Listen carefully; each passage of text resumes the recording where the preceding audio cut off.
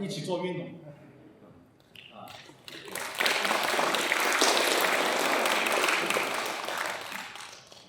雷老师你好，我有2个问题啊。刚才您也讲了，从这个哲学史的发展道路上来说的话呢，一开始是神，然后最后到人。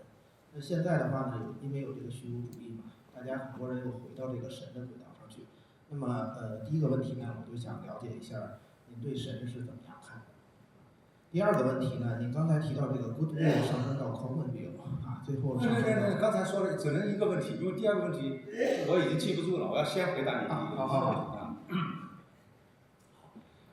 我对神的看法，我认为这个世界上是有神的。这个神在中国，这个就是孔子的人，道家的道，佛教的佛性。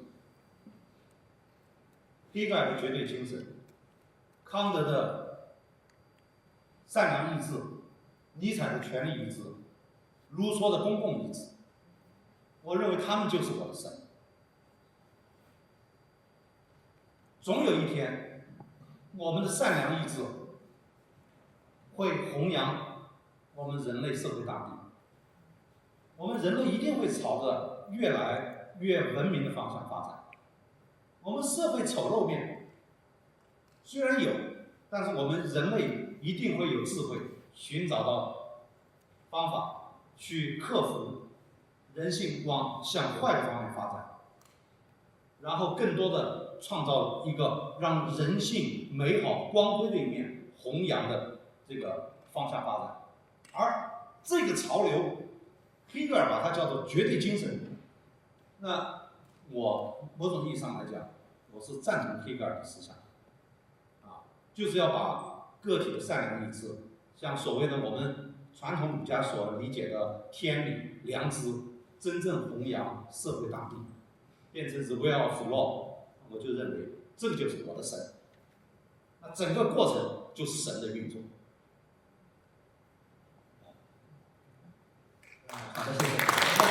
其实顺着这个问题，我们再延伸一下啊。刚才我们说到绝对真理，那您是否认为您说的这种善良的意识是一种绝对真理呢？是不是应该是一种绝对真理？因为您刚才提到绝对真理嘛。您刚才也说的没有这种追求善良的意识，它只是一种概念，表达了一种意图。因为即使是哥德威尔，它这个随着时代变化，哥德威尔的形态也会发生变化。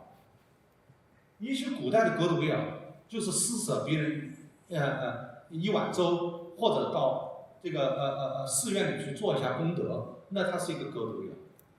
但是我们今天的哥德威尔也许变了，你就变成一个听众，听你朋友诉说，这也是一种哥德威尔。但是形式会变的，它绝对不是绝对真理，永远没有终结。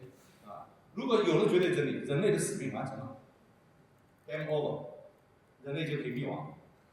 只要人类不灭亡，绝对真理永远达不到。谢谢老师。我再还有一个就是那个刚才也说到了，从 goodwill 到 common will 到 will of the law 啊，这个是一个过程。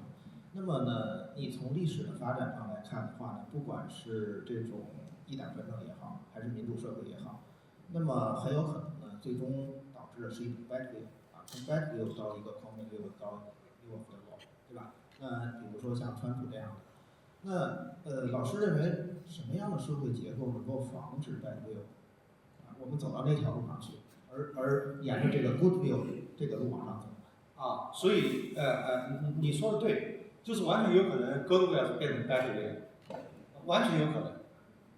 啊，你比如说一个法院的判例，就可能让我们中华民族传统救死扶伤的美德消失了。比如说现在普遍的碰瓷现象、职业打假现象啊等等，啊，所以这个就是向 bad will 的方向发展，这是非常糟糕的事情。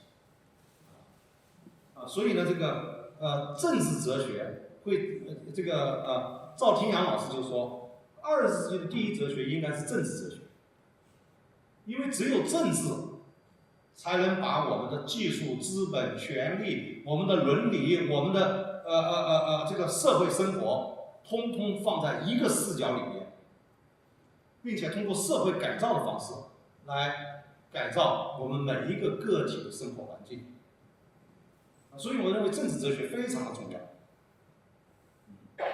政治哲学就是研究让 good will 变成 better and better 的一种学问。